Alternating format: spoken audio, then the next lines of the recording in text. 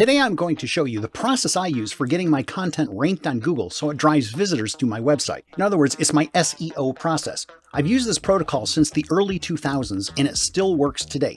And stay tuned till the end where I will reveal the one thing that every SEO expert tells you you have to do, but that I have never done and my content seems to do just fine. So let's get started.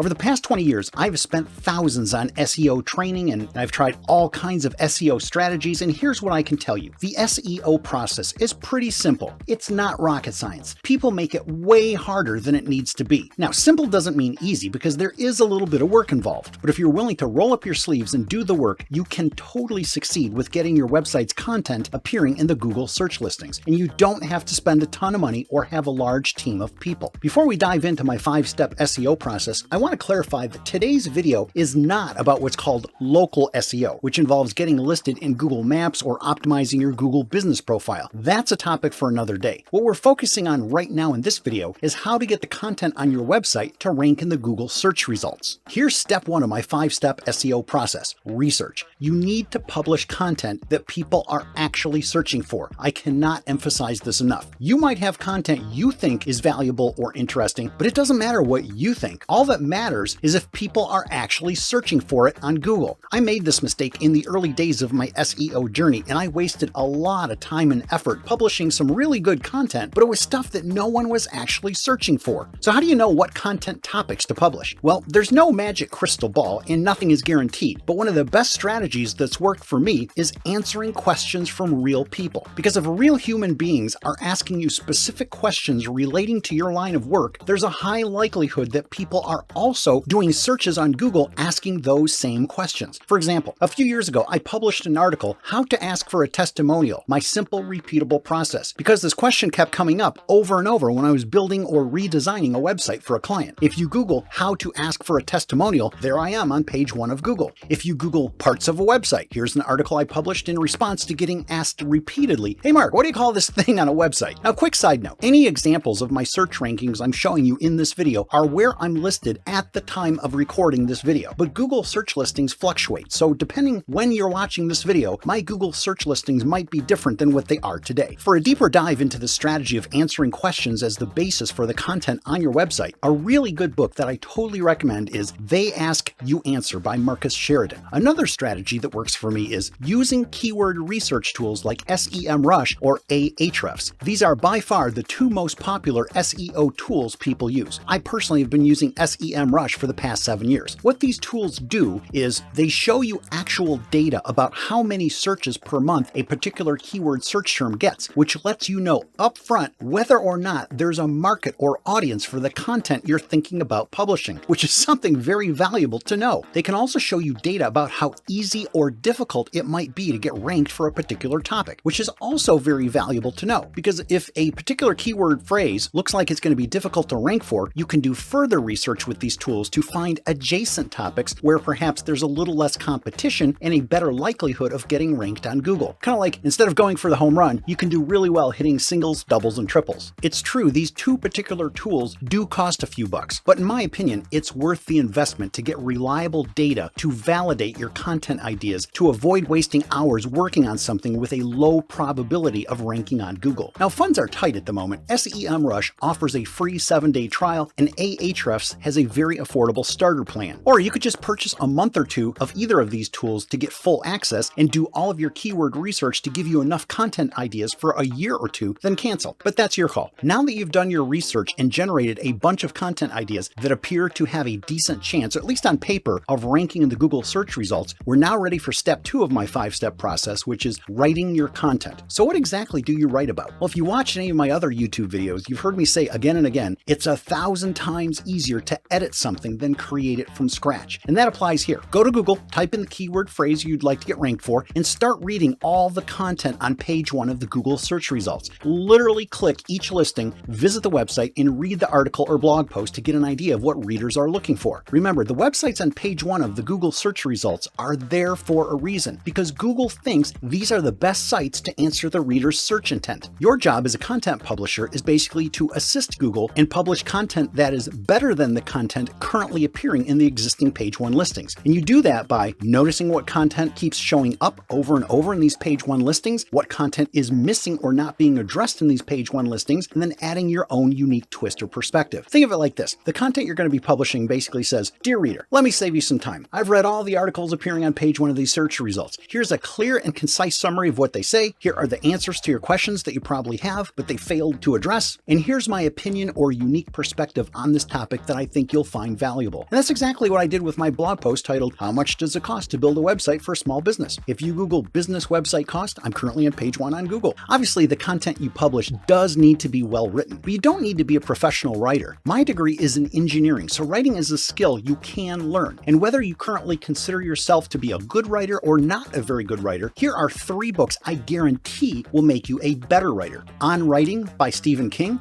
On Writing Well by William Zinsser, and The Elements of Style by William Strunk and E.B. White. 2 common questions about writing content for your website are, can I use AI to create my content? And then, how long should my content be? Let's address these one at a time. Can I use AI to create my content? Yes, absolutely. I use ChatGPT all the time. However, you want to use ChatGPT as a writing assistant to help you rewrite sentences or paragraphs for clarity and so they flow smoothly. You never want to just tell ChatGPT or whatever AI you might be using to write a 2,000-word article on XYZ topic. Then you simply copy and paste that onto your website. Google's algorithm can sniff out AI-generated content and they'll penalize you for that. But Google also and publicly states they'll reward you for high quality content however it's produced, and that includes using AI to assist you. So Google is fine with you using AI as long as your content is high quality and original. The other question, how long should my content be? Basically, as long as it needs to be. Let me explain. If you do a Google search for ideal length of a blog post for SEO, you're going to see word counts of like say 2,100 to 2,400 or somewhere in that range, which is a pretty decent sized blog post. But in the past few years, I've read studies where word count doesn't seem to matter that much anymore. So in early 2024, I decided to do a little test to see if I could prove or disprove whether word count is still a critical ranking factor. So I published an article on my website titled, "How much is $1 billion in perspective?" And I picked this topic because at that time, I kept hearing people talk about $1 billion like it was pocket change. And like I mentioned earlier in this video, one of the best ways to come up with content topics is to answer questions real human beings are asking. And even though this topic has nothing to do with what I do for a living, and it has nothing to do with the type of content I normally publish, it quickly landed on page 1 for search terms like, how much money is $1 billion? Or how big is $1 billion? And guess what? This blog post is only about 550 words. So the moral to the story is your content needs to be as long as it needs to be, whether it's 550 words or 3,000 words, as long as it answers the question people are asking. Step number 3 of my 5-step SEO process is implementing OnPage SEO, which is basically formatting your blog post in a way to help search engine bots understand what your content is about. The list of elements you can format or optimize can get pretty long. So for me, I use the classic 80-20 rule and focus on the handful of things that I believe matter the most. I use a descriptive URL that demonstrates to a search engine bot or an actual human being what my content is about. So for my article, How to Ask for a Testimonial, the URL is literally how to ask for a testimonial. Don't overthink this. Next, I define my meta tags. The only 2 I worry about are the title tag and description tag. Most WordPress themes have places where you can input these meta tags manually, or you can use a WordPress plugin like Yoast SEO or All-in-One SEO to assist you. Next, you want to define your heading tags. Your H1 tag is going to be the title of your blog post, and your H2 or H3 tags will be the subheadings for the various sections within your blog post. It's really that simple. Next, for any images in your blog post, you want to add an alt tag, which is a written description of what that image represents. Next, check for keyword optimization, which is simply